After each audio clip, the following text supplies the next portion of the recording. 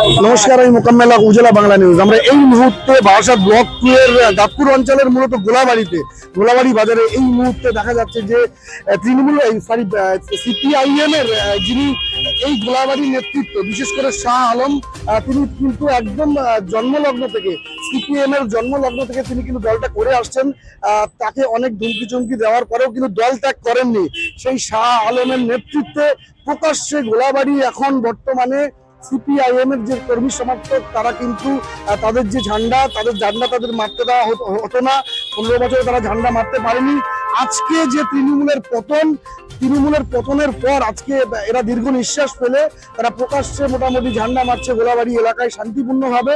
শুধু তাই নয়, তার পাশাপাশি এটাও তারা বলছেন যে এই যে তৃণমূলের নেতারা তারা যে দুর্নীতি করেছে সেই দুর্নীতির হিসাব তারা নেবেন।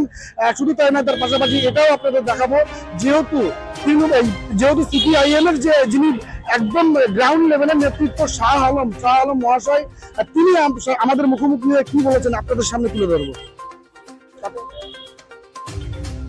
এই দীর্ঘ প্রতীক্ষার পর প্রায় সেই 2011 সালের পর থেকে এই বারাসাত ব্লক 2 এর গোলাবাড়িতে এক কথায় বলা যায় যে বামফ্রন্ট সরকারের এই যে সিপিআইএম এর ফ্ল্যাগ পর্যন্ত বাঁধা হয়নি। আজকে প্রকাশ্যে আপনারা ফ্ল্যাগ বাঁধছেন, কতটা আনন্দিত?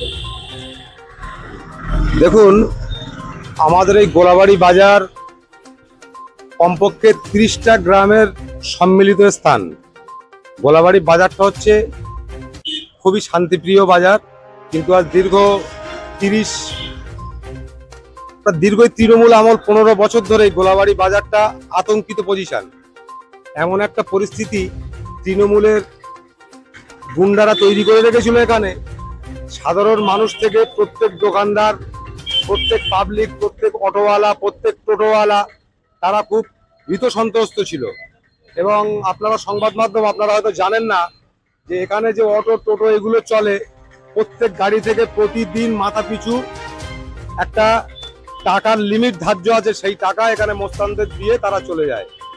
তা আজকে এই বিজেপি গভর্নমেন্ট ক্ষমতায় আসার পরে মানুষের মধ্যে একটা আনন্দ তরঙ্গিত হয়েছে। শুধুমাত্র বিজেপি গভর্নমেন্ট ক্ষমতায় এসছে তার জন্য বামফ্রন্টের ছেলেপেলেরা, কমিউনিস্ট যারা লাল ঝান্ডার পার্টি, যারা লাল ঝান্ডার দল, তারা আজকে এই গোলাবাড়ি বাজারে স্বতঃস্ফূর্ত হয়ে তাদের লাল ঝান্ডার পতাকা বিভিন্ন দোকানের উপরে, বাজারে, মার্কেটে তারা পেরে খাতুড়ি দিয়ে নিজস্ব শ্রম দিয়ে আনন্দের সহিত বেঁধে দিচ্ছে।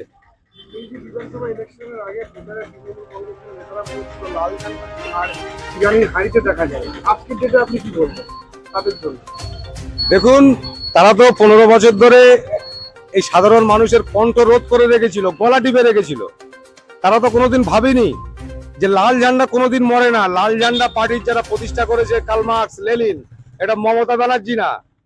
যে চকলেট খেয়ে চুপি 26 দিন অনশন করলো, চকলেট খেয়ে পিছনে গিয়ে রোজা ভাঙার মতো জল খেয়ে তৃণমূল পার্টি করে এই গলা টিপে মার্কেটের লোককে, গ্রামের লোককে, বাজারের লোককে গলা টিপে রেখে বিরিয়ানির হাঁড়িতে লাল ঝান্ডা দেখা যায়, এটা বলে নিজের মনে আনন্দ করা ছাড়া আর কিছুই হয়নি।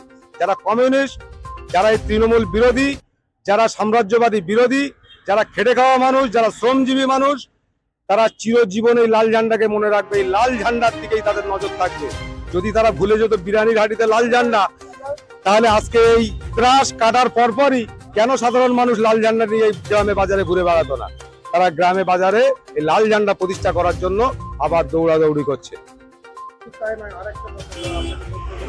আপনি একদম সিপিআইএম এর একদম প্রবীণ নেতৃত্ব, আপনাকে প্রতিবারই দেখা গেছে আপনি কিন্তু গ্রাউন্ড লেভেল বিগত 15 বছরে থেকে আপনাদের বিশেষ করে দাঁতপুর পঞ্চায়েতে আপনাদের কোনো প্রতিদ্বন্দ্বিতা করতে দেওয়া হয়নি। এখন আপনি কি বার্তা দেবেন তাদের?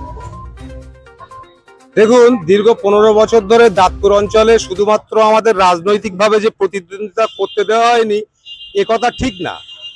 রাজনৈতিকভাবে আমরা প্রতিবারই প্রতিদ্বন্দ্বিতা করতে চেয়েছি, কিন্তু আমাদের সঙ্গে নিয়ে, যাদের সঙ্গে নিয়ে আমরা প্রতিদ্বন্দ্বিতা করব, তাদেরকে প্রত্যেকের বাড়ি গিয়ে হুঁশিয়ারি, বাড়িতে সাদা থান পাঠানো, ছেলেপিলেকে মারধর, বিভিন্ন রকম অপকর্ম কুকর্মের সঙ্গে তৃণমূল আর তৃণমূল পার্টির গুন্ডারা, মোস্তানরা তারা জড়িত, তারা করে গেছে। আপনি হয়তো সংবাদ মাধ্যম আপনার মাধ্যমে এই বার্তা এই এলাকার প্রত্যেক মানুষের কাছে পৌঁছাক, যারা শ্রমজীবী গরিব মানুষ তাদের কাছ থেকে জোরপূর্বক জরিমানা আদায় করা হয়েছে, জোরপূর্বক তোলা আদায় করা হয়েছে। আমি এই কমিউনিস্ট পার্টির পক্ষ থেকে, লাল ঝান্ডার পক্ষ থেকে আপনার খবরের মাধ্যমে আমি বার্তা দিতে চাই, আগামী এক সপ্তাহের মধ্যে আমরা এই মার্কেটে, গোলাবাড়ি মার্কেটে টোটো বা মাইক ভ্যানে বেঁধে আমরা এই গুন্ডা মোস্তানদের বার্তা দিয়ে দেবো, যারা যাদের কাছ থেকে জোর করে তোলা তুলেছো, যারা যার কাছ থেকে জোর করে চাঁদা আদায় করেছো, জুলুমবাজি করেছো, এই টাকা গরিব মানুষকে ফেরত দিতে হবে। তার জন্য আমরা একটা সময় নির্ধারিত করে দেবো। যদি ভদ্রভাবে তারা এই টাকা ফিরিয়ে দেয় খুব ভালো, না হলে এই সাধারণ মানুষকে নিয়ে তার বাড়ির সামনে গিয়ে আমরা হাজির হব। টাকা ফেরত দিতে হবে। গরিব মানুষের টাকার কোনো ক্ষমা নেই, কোনো ক্ষমা নেই। এতে বাদ দিলাম আমরা ভেড়ির টাকা, শুধুমাত্র তোলাবাজির টাকা আমাদেরকে ফেরত দেওয়ার উদ্দেশ্যে আগামী 7 দিন পরে যে অসহযোগ আন্দোলন আপনারা এখানে দেখতে পাবেন, আপনারা ফিরে আসবেন এই সংবাদ মাধ্যম, আপনাদের মাধ্যমে আবার আমরা বার্তা দেবো।